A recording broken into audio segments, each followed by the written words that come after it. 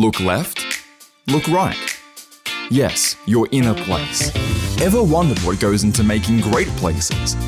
Join Jeff and Matt as they speak to placemakers across the globe and have a chat about what goes into creating the workplaces, communities, hotels, restaurants, civic spaces, even cities that we all use on the daily. Okay, welcome to the Places for People podcast. I'd like to pay my respects to the traditional owners of the land on which this podcast is recorded, the Gadigal people of the Eora Nation, and pay my respects to their leaders past, present and future. Hi, I'm Jeff, and we're going to be speaking to strategists, creatives and place and property professionals to find out what goes into planning, creating and running some of the coolest places on the planet. Now, I'm obliged to mention to you that if you are loving the podcast, please make sure that you subscribe and leave a review. So luckily for me today, we have with us Annie Tennant. Annie is Director of Design and Place at New South Wales Department of Planning and has had an incredible career in urban design and strategy with special expertise in culture, sustainability and public art. Her work in diversity, inclusion and connection to understanding and celebrating the culture of First Nations peoples is inspiring. Having watched her work, she is paradoxically a caring soul and a force to be reckoned with, and is one of my heroes in the property and business world. Annie, welcome to the podcast. Thank you so much, Jeff. It's a pleasure to be here. So each episode, we start by asking guests to paint a picture of their favourite places, either near or far. So can I ask what place holds a personal spot in your heart and why? I've actually got two. One is near and one is far. So the place that is near that really is very special to me is Bull's Head, which is on Camaragal country, just over the water from where we're sitting now. It's in Waverton at the coal loader. And what is special about this place is that it's a place for community. It's a place that explores ideas of sustainability. There's a beautiful bushwalk and you can walk through these remnant industrial spaces, walk around the headland, look at the water, and then walk through an Angophora forest. And that Angophora forest is very much for me almost like a cathedral. Wow. I love it. Sounds amazing. It is amazing, and you should go there. And then the other place that I love is just north of San Francisco. So I did my master's overseas and spent quite a lot of time in San Francisco. And I was lucky enough to have a very close friend who had a place at Bolinas, which is on the San Andreas Fault, but it was on this lagoon looking back at these incredible hills and ranges, and the sun would hit them and you'd see the kind of reflection on the water and you'd be drinking your gin and tonic in the hot tub, watching the birds, and you'd have the binoculars out and you could see seals, and it was kind of amazing. It sounds it. Yeah. I think the thing with doing this podcast and asking this question, I get extremely jealous every time I hear the answer. They both sound fantastic places. I'm not sure I'll make it to San Francisco anytime soon, but definitely Bull's Head is definitely going to be checked out. They sound fantastic and really special. And thank you for sharing those with us. So can you tell us a bit about what a young Annie was interested in growing up and how you came to be where you are today, and what kind of happened in your life along the way that has shaped you into what you are today? So little Annie was really interested in people and loved to chat, which may come as no surprise to you, Jeff. Absolutely. And I was really into my family and really into I spent a lot of time with my nana and my papa and my uncles, very close to my mum and my stepdad and my sibling, my brother. We spent quite a lot of time exploring nature, so Balmoral Beach and the headlands of Sydney and Sydney Harbour, and it sounds extremely privileged, but and it was, and it is. I have a privileged life, but I was brought up to always understand that I was a very lucky person and I came from a very lucky family, and that there were others who were less fortunate than me, and to always realise that even though I do have a loud voice and could be the loudest in the room, my voice isn't the most important, and that it was really important to listen And so, growing up, that caring for my community of my family is something that helps me understand more about other communities and what is needed and necessary in the cities that we are shaping. Also, nature and this, I suppose, such a deep and profound respect for nature is also something that's very much shaped me and my outlook on the world. But I also was brought up to kind of be excited about cities and culture and art. And, I remember special events each year. My nana would take me into the opera house to see a show. And that excitement of putting on my favourite dress and being taken into the city on the train and seeing a show was always, it was really formative as well. And so art and culture is absolutely part of me. And, I'm excited by it. Absolutely. What a lovely mix of things to be exposed to. Was that always, you grew up in New South Wales, obviously? I did. I'm Sydney born and bred, which is probably unusual, isn't it? Sydney born and bred. And so I have lived overseas and I married a foreigner, but always felt this draw to come back. And I was very clear actually with my now husband when we met that wherever we lived, we'd have to come back to Sydney. It was kind of, it's home. It was a given. It was home and also close to my family. Yeah. Did you travel with your family when you were younger? Yeah, I remember being 12 and having my first overseas trip. And I do remember with my Walkman, and that dates me, listening to Duran Duran in the back of this hire car driving around France and listening to, Save a Prayer and just that refrain, the song I'm talking about, and just this kind of moodiness. It was winter and the moodiness of the song and the moodiness of the city and the moodiness of the landscape really kind of is what has stayed with me actually. So travel is very important to me. Yeah, I think that exposure to different places, different types of places, like you say, it is formative, especially in those younger years. Yeah, it is. And I've actually found that as I've gotten older, and actually it's exploring Australia that excites me more. It's got, my trips to Broome or far north Queensland or, the centre or, Adelaide, Goanna country. They're places that I want to explore now. I want to go to the Flinders Ranges. There are so many places that I want to go and go walking and just take it all in. It's often the places that are closer to home that you never do get to explore. Yeah, I'd love to do the same around the UK as well. I barely saw out of my hometown when I lived there, which is quite pathetic, really. Yeah. Look, I'm keen to dig more into your journey, and I'd love to know professionally how you evolved from, I guess, an early career in urban design as an urban designer, a title, I guess, that many people have, to where you are today. And I think it'll be incredibly inspirational for people who work in the industry to hear a bit more about that story. I think it's a bit of luck and also maybe a bit of tenacity. And it's something that my mum's always said to me was I was born with determination.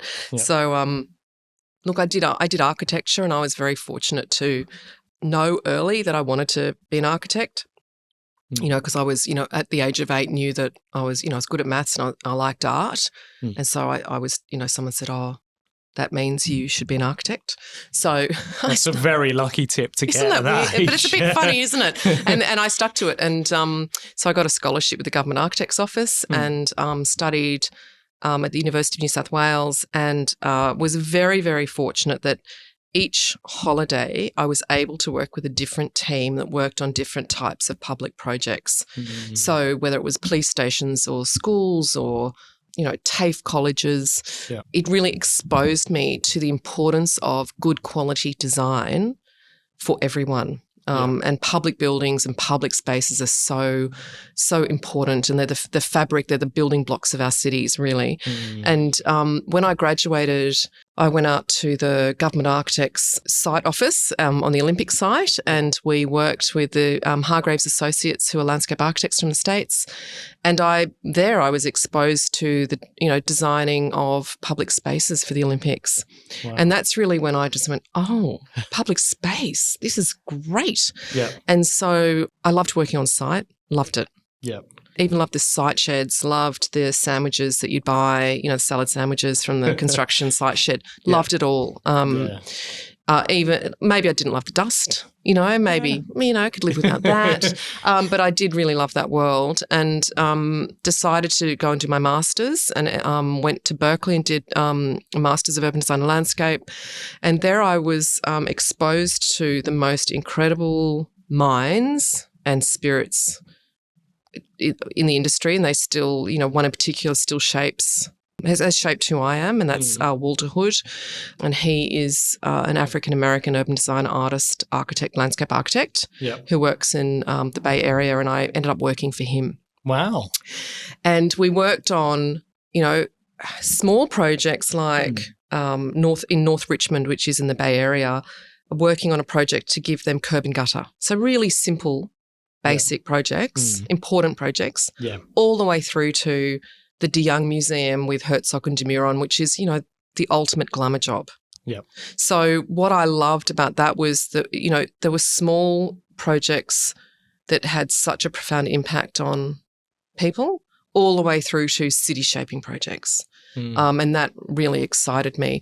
When I came back to Australia, I worked for Hassel and in consulting, and then was poached to Lend-Lease, where it was by a good friend of mine actually, who said, look, you keep writing master plans. What's going to happen with those master plans? And I said, I think they're going to sit on a shelf for 15 years. And in fact, I did work on a fish markets master plan, and along with everyone else in Sydney, right?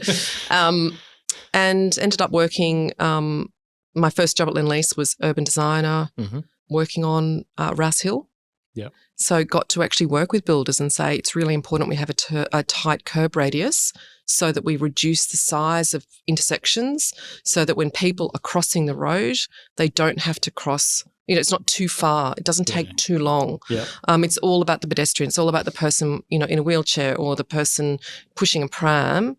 How do we make the public spaces of all our communities enjoyable? Shaded footpaths, good, paths on both sides of the street, working with builders on the design of their houses so that we ended up with a nice streetscape, all of that kind of stuff. So I loved doing that. Yeah. And then in my spare time, I was president of the National Association of Women in Construction. I'd been volunteering for that for a couple of years, and I was asked to apply for the role of the first ever global diversity and inclusion manager for Lend-Lease, which I did, and I developed the first strategy in the industry in Australia that I know of for diversity and inclusion. That was in 2007 and 8. So that was really where I learnt about how to apply my design thinking, analysis mind that I learned in architecture school to business problems. And so using that analytical thinking and doing the, research around what are the issues that we need to deal with, and then how do we set up a change management program that not only works in Australia but also works in, the east coast of the States, and works in Milan and works in London.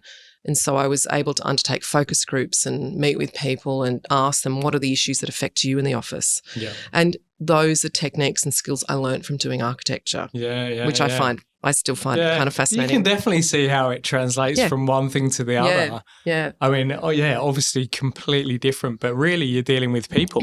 You need to meet the needs of your, call them customers. And that's what it's all about, right? Absolutely. That's the fundamental need across most things is to find out what people want and how can you best deliver that. Absolutely right. You've hit the nail on the head. And so, future projects after that I worked on, I ended up becoming a development manager working on this project. We're sitting at Barangaroo. Yep. And I missed living in New York. That's, I lived in New York because I met a New Yorker and married a New Yorker. So that's, so I was lucky enough to do that. And then, moved back here and worked on public domain and public art strategy for Barangaroo.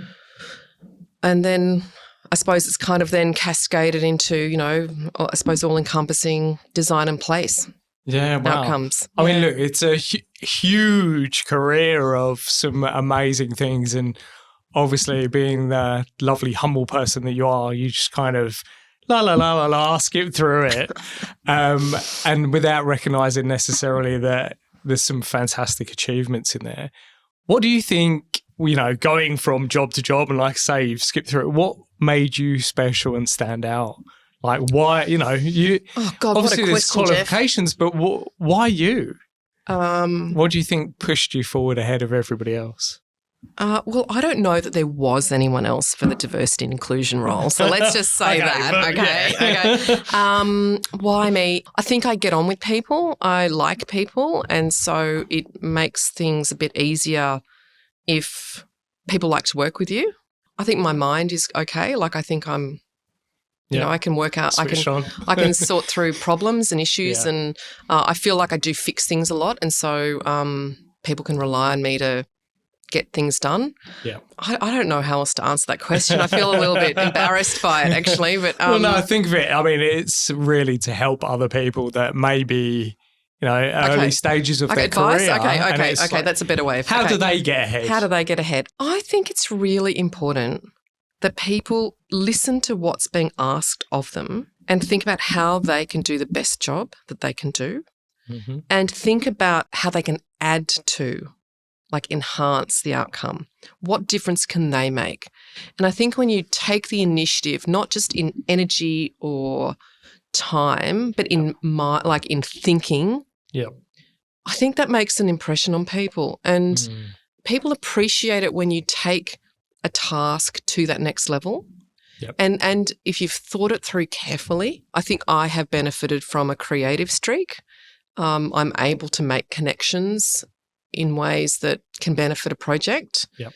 And so I think that sometimes if you're thinking about a problem or a task in your career, in your job, how can you think about it outside the box? How can you think about it in a different way that others may not think about? And that doesn't mean you should try to be different for the sake of being different. I'm not saying that at all. I'm saying try to come at a problem. Try to come at a problem from a slightly different way and maybe it'll crack it.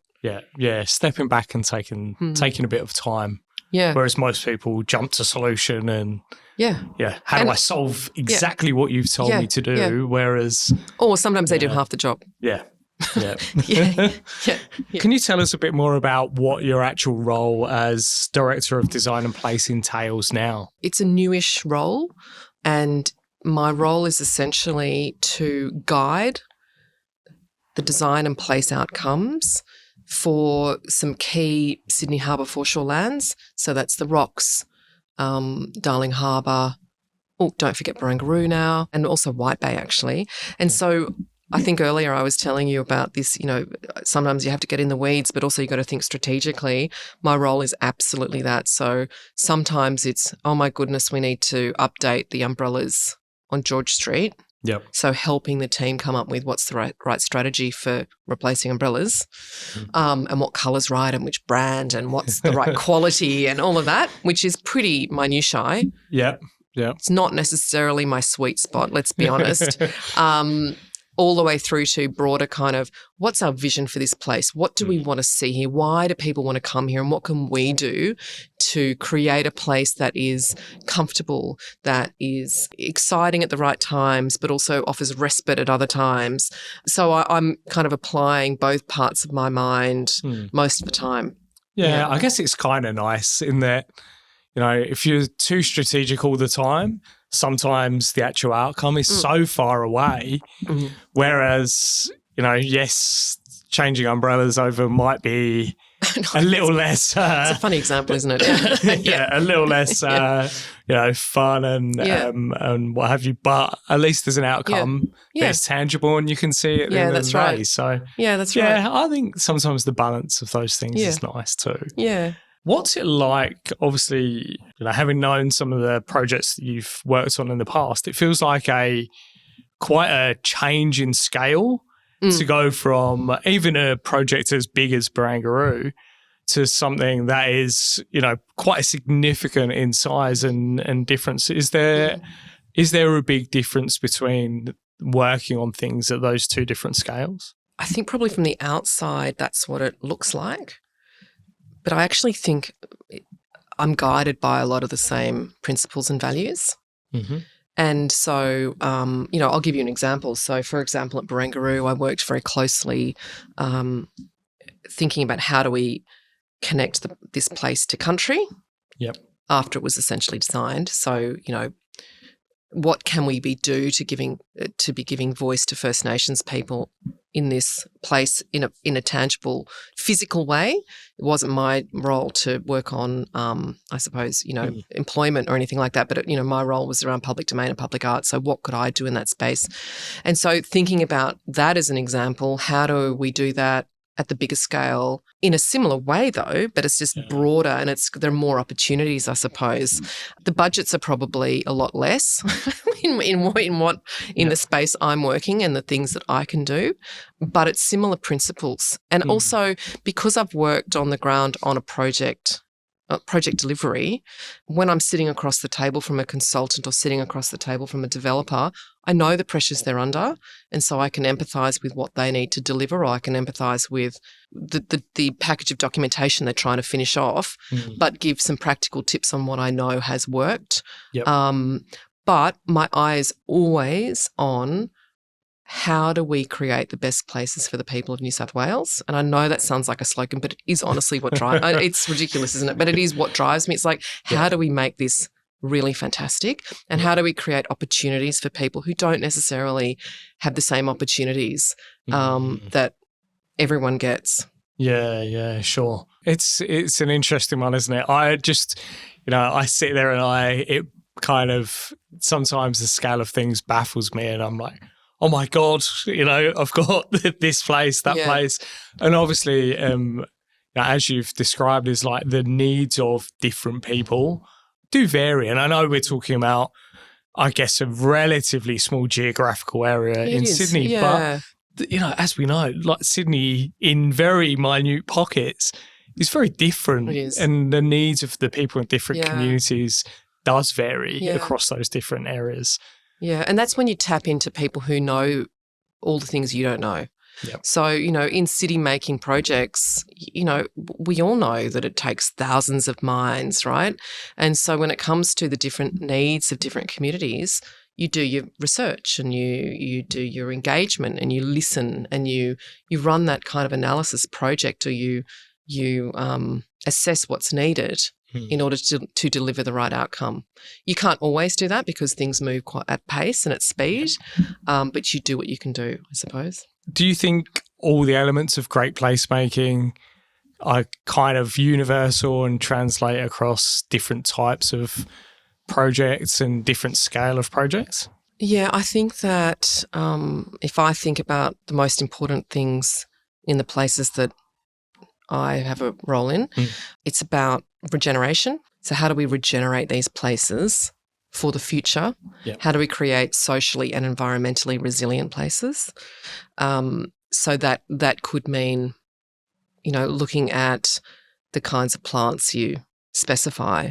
It could be looking at how do you deal with water on this site. It should actually be all of those things, right? Yep. And also, how do you create a place that people want to spend time in? Yeah. And that could be comfortable seats. I feel so sorry for the landscape architects that I keep dealing with, because all I ask is, how is my grandmother going to sit on that seat and then get up again? How is my child, or how is that 3-year-old going to engage in this place in a meaningful way? So comfort, shade, greenery. Everyone's crying out for greenery. Longevity of materials, we've got to do more with less. Again, that's around resilience, isn't it? It's around creating places that people love and care about and want to keep coming back to. That's what I reckon. That's what drives great places. Yeah, it's funny. Like, you go through that list, and they're all things that are, and the way that you put them, they're so simple. Oh, and yet they're so hard. They're so hard. Yeah, well, that's right. The question's simple, and sometimes they are hard to deliver. But I think sometimes it goes back to what you were saying earlier around just step back and think about it. Don't just jump to the solution, or don't jump to something else that you delivered somewhere else. This is unique for this place and for this set of challenges. Yeah. So how do you step back, think about it, and not just jump into the solution mode? Yeah. And also keeping the questions really simple. Like, I love that. Like, what works here? How will What my grandma works? get up off this bench? Yeah. It's a really great way to put in context the actual challenges of the people that will use the place in the end. That's right. And you know what I keep coming back to is that these are all principles of essentially caring for country. Yeah. We're all on country, no matter where you are. And, connecting with country, connecting with place means connecting with other people. It also means connecting with your environment, the physical environment. Yeah. So those principles are really so important and so pertinent. They're timeless principles, but they are what should guide us into the future. Yeah. Speaking of the future, can you share a bit about the directions for Sydney and I guess plans that you're making for the future, but in a way that you describe it to, say, a resident of Parramatta who's worried about, what will the future of Sydney look like for their children and grandchildren? I can only speak to the projects or the places that I'm working on, but it's a lot of it's what we've been talking about, which is the basics, and it's how do we attract people into the city? How do we attract people? People are already attracted to the harbour, right? Yeah. But when people come to the harbour, often it's for a big event. But what I'm hoping we can do is create more opportunity for people to come at other times of the year. And to do that, it's getting the basics right. It's creating reasons for people to come in. And so for me, the future of Sydney is actually improving what we have. Yep. It's improving the quality of what we have. It's listening to the feedback we receive, and it's then adapting and changing and being flexible and not being too fixed in what we think the answer is. It's really hard, I think, as an architect. I know we're trained to kind of go, well, I think I know the answer. Yep. And can I tell you, I'm the first to admit that I do that, right? You made that comment earlier around, it's really important that you listen and don't jump to conclusions. And I thought to myself, oh my God, I do that. I'm sure I do. Well, someone's got to have the answer at some stage. No, I don't. I don't have all the answers at all. I rely on, the brains of many other people. Speaking about adaptability and being able to cope with change, how far into the future do you plan, and what does that kind of look like? The City of Sydney has a 2050 vision, and we're really inspired by that. And so we're thinking about our smaller areas like Darling Harbour. What's Darling Harbour 2050 look like? So we're currently thinking about that. Yeah. Bays West, that's another one of the projects we're working on. So what are we now? 2022. That we're thinking 30, 40, 50 years into the future. What is that place going to be? What's special about Bays West? Well, I think we all know it's the White Bay Power Station. And how can that become this jewel for Sydney-siders to be proud of, and all Australians to be proud of and be excited by? In terms of thinking about the vision, what does that kind of visioning process look like for you? Oh, God, that's a good question. Look, there are fast and long ways to do that, right? So I think we've probably been involved in many long processes for developing a vision for a place, but it really comes down to a couple of things. One is engagement. So you listen to your customers. I find customers a funny word, but, community groups, say. Yeah. So residential community groups, businesses, other key stakeholders in an area. What's working for you? What's not working for you? What do you want to be able to do here? What excites you about this place? And asking those kinds of questions. And then you think, okay, well, we've got a whole lot of information here. Who's our audience? And then doing some analysis. Who's our audience in 10 years? Who's our audience in 25 years? Who's our audience in 50 years? How are the demographics of Australia, of Sydney, changing? And how does this place need to adapt in order to meet the needs of community now, but also in 25 years, in 35 years? And so it's doing that analysis, listening work, analysis work, and then setting up some, good, clear objectives. What are we trying to achieve here? What are the principles that are going to guide decision-making into the future? So decision-making around what bench to choose, or, I don't know, where the open spaces should be. What the future development sites might be. That's kind of they're all the key steps that go into it. And then setting up the principles that then guide the actual delivery. Oh, and then, of course, you've got to check, did it work? So when you have delivered something, I think it's really important. People don't do this enough, which is, has this worked? Yeah. Has this been successful? What can we learn for next time? Yeah. And do you start there, I guess, next time? looking at lessons learned and I think it's really important. From the past. I mean, I think your question is, do you do that haphazardly? Yeah. But we need to. Yeah, it's really important. There's a lot to get from it, I guess, is the important point. Yeah. So with all of that stuff, I guess it sounds, and so it should, and I guess very analytics kind of heavy, and doesn't it? Yeah, and you probably didn't expect that of me, did you? No. But obviously, like you say, it's very important to go through that process. But I guess from someone who's not worked in a government organisation, what would you say to someone that looks at working in government and something like this process and goes, well, there's no creativity in government. Yeah. I'm turned off by that. I don't want to work for government. I want to work in private practice or do whatever. Is that a truth? And what kind of innovative things have you seen in your time or working on at the moment that would kind of alleviate someone's fear in that regard? When I think about, say, government, or if I think about private practice, there is no one role in government. There's no one department in government, in the same way that there's no one kind of design firm to work for. And so I know that sounds like a non-answer, but the reality is one person's experience for one particular consulting firm is going to be very different to working for a different consulting firm. But that being said, I think your question is probably focused around what's the culture like and does it foster creativity and, innovation. Let's put it this way. I'm a pretty creative person compared to some, and I don't feel constrained. Yep. I feel that I have been given plenty of opportunity to be creative, to come up with different ways to deliver strategies or a place vision, for example. So an example would be, for me, connecting with country, listening to First Nations voices, elevating First Nations voices drives everything that we need to be doing. Yep. And so therefore I've redesigned the process for how we do that on our projects. Yep. That to me is pretty exciting. That to me is innovative. And it's starting to, support other parts of government in how they deliver projects in doing that. Admittedly, that is something that I did in a previous role. Yep. But again, it was a tough slog getting it going there. It's a tough slog to kind of change the way people do things.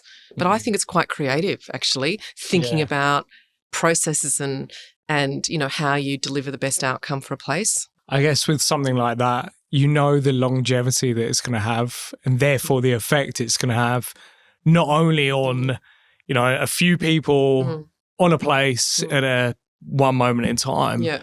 That's creativity that you've just inspired that will be generational and last for a much, much longer period and have an effect on much, much more people. So, look, who knows? Creativity can be in all different forms. Absolutely. Absolutely. Yeah, look, I love that answer. I think it's really good. And I think it is inspirational for people to be able to hear it and go, actually, I don't want to make a real change. I don't want to be superficially creative. Yeah. It's something that I can get my teeth into and make a real difference. Well, look, creativity isn't just doing a drawing. I mean, I do lots of drawings on my little iPad here, but it's also thinking about how you attack a problem and how you work with people. Yeah. So I've been fortunate enough to see and experience some of the work that you did in Barangaroo with some very talented, creative Aboriginal peoples. I think it's an area that scares some people. They may not understand reconciliation. They may not understand First Nations cultures, whatever it may be, but it limits their involvement in creating opportunity. Yeah. Can you share some of your experiences and maybe some practical tips on engaging with Aboriginal and Torres Strait Islander peoples, particularly in the property and place sector? Yeah, that's a really good question. It's actually a question I get a fair bit. I'm the non-Indigenous co-chair of Reconciliation New South Wales. And so the first thing I will say is educate yourself, go to our website, have a look at some of the toolkits, have a look at some of the information, join our Instagram page, and look at the material that's out there. So educate yourself, do the work. Too often we are asking Aboriginal people to do the work for us and to educate us. We have to make the effort ourselves. Learning how to listen. I think we've talked about listening a lot today, haven't we? Learn how to listen in a really true and meaningful way. Make eye contact. Connect with people, and then be true to your word. You have to be true to your word. And that doesn't mean always following through, because I think it's hard when you're working in large projects you don't have control of outcomes always, do you? Like, no, absolutely not. Like no. we are just one in a machine, like one cog in a series of hundreds of wheels or whatever. And so, but at least be true to your word and say, this is what I will try to do. This is what I can do. And follow through on what you can do. And some basics, get your land and country right, capital C country. Practice saying the country you're on. Just practice giving an acknowledgement, and giving it an acknowledgement in a meaningful way that speaks to your experience now, or the projects you're working on. The more you practice it, the better you get with it. And I know that sounds really cursory. It's really not, though, because it helps you connect with where you are in time and space and place. And that, I think, is one of the key points of acknowledging country. And the final point I'd make is build relationships that last. And so, you referenced Barangaroo, Shell Wall, the artwork that's on first artwork we delivered that's 7 stories tall, and it's on it's not Anadara, is at the residential building just facing Barangaroo House. That's an artwork by Auntie Esme Timbury and Jonathan Jones. And I worked with Emily McDaniel, who's a curator, and I was her first client. It was her first curatorial job on a public art project. And I have Hetty Perkins to thank for that, who recommended working with Emily. And Emily and I worked on that.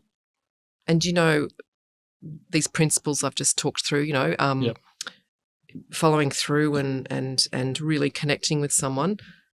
I did all of that with Emily. Like, that's how we worked together and still work together. And the trust that we have developed, it's become a real friendship. So that relationship, I know, will last my life, I hope. And my relationship with Alison Page as well, also a design advisor on the Barangaroo project. I first worked with her at the age of, 22 or something, which is, only yesterday. So a long time ago, and that was in the Government Architect's Office. And that relationship, again, is based and founded on trust and respect and caring for each other. These are relationships that will last. And they are women who have my back and I have their back. I think there's some fantastic points there.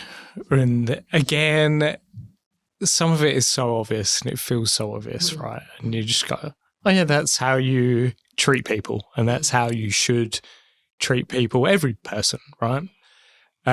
Which I think is, fantastic, and it's good for people to hear that. I think, just be a decent human being, and it's pretty much, and do some research. The message of today. And understand the message for today is be a good person. And understand it. From my experience as well, let me ask you this question, I guess. Do you think it is a reasonable and practical expectation of people to, when they're working with an Indigenous business, to maybe step back and reset their expectations, because they're working, not always, but sometimes they're working from working with a team or a person that has had less chance to grow from potentially a position of inequality.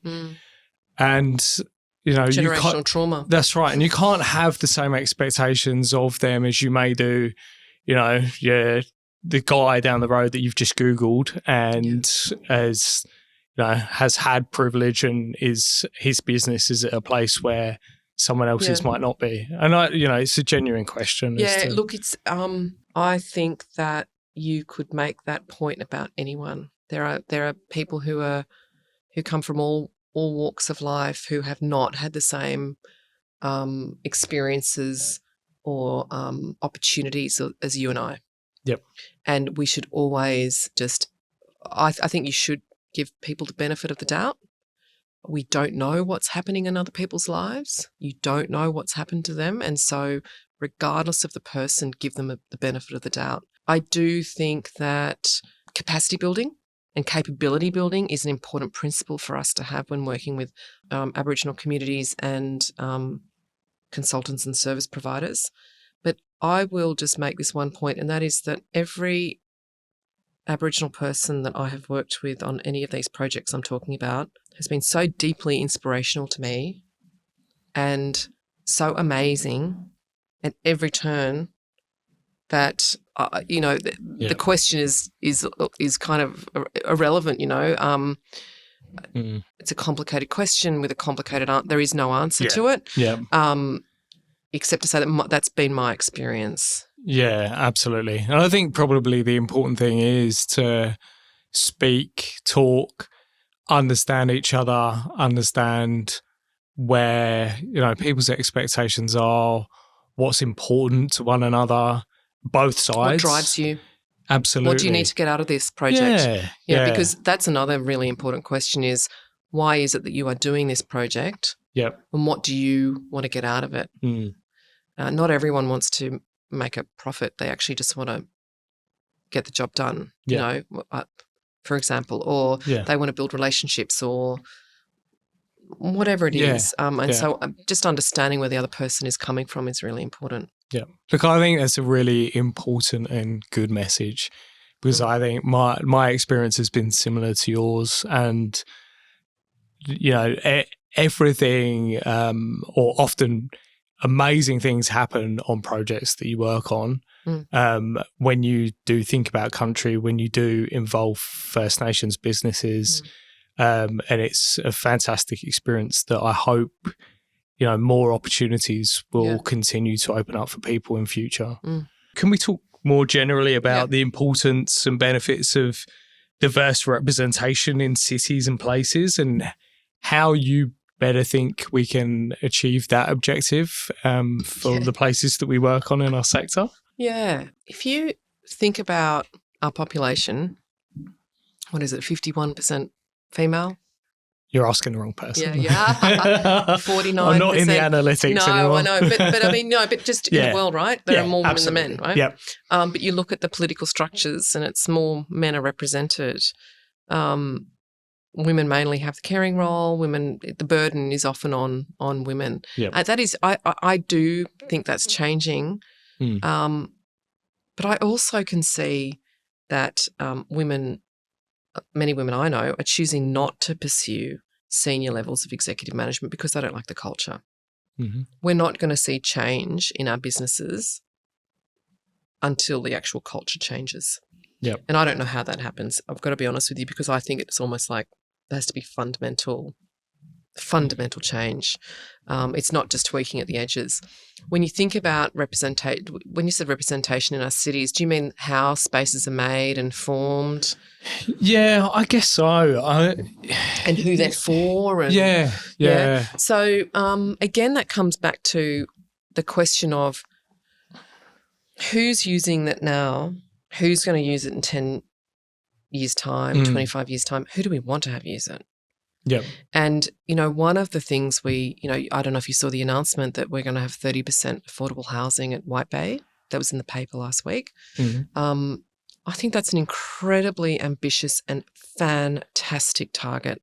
It's unbelievable. Absolutely. And it's only by doing bold, amazing things like that you're going to get that diversity within our spaces. Yeah. Because like you look at Barangaroo, I love it, but none of us can afford to buy one of the apartments, can we? Yeah. Oh, and there's key worker housing provided on site though. Yeah. There is, but it's still not super affordable, right? And it's so important that we do enable those that people on teachers' salaries. Yeah. Yeah, I guess don't have to commute. Yeah, it's a problem with gentrification in cities across the world. Yeah, it is. It is. Typically. So you do need those big bold goals, because often it's those kind of, they're kind of slightly rundown looking cafe or whatever it may be that makes those places in the city special. And it probably has the best custard tart you've ever had in your life, right? That's right. Yeah. But then they have to commute for 3 hours to get back home to rest up to come back the next day. Yeah. it's not a good experience for anyone, but also doesn't add to the richness of what that city culture is all about. No, and also what's the rent? What's the rent of that cafe? Can they afford? Is there financial sustainability in that business model? It's a real tough one. So I've given you no answer at all. I know it's a difficult question. I think everyone struggles with, but I think it's good to hear setting bold goals is the only way that we're going to do it. I think we have to. I think 2%, 5%, whatever. It's not going to make a difference. 30%. It's amazing. Absolutely. No, it is great. There's a lot of challenging and serious issues, I guess, in placemaking because it does impact so many people, cities especially so. How do you think that we best take these issues and turn them into opportunities for innovation and look at them in a, I guess, more fun and enjoyable way?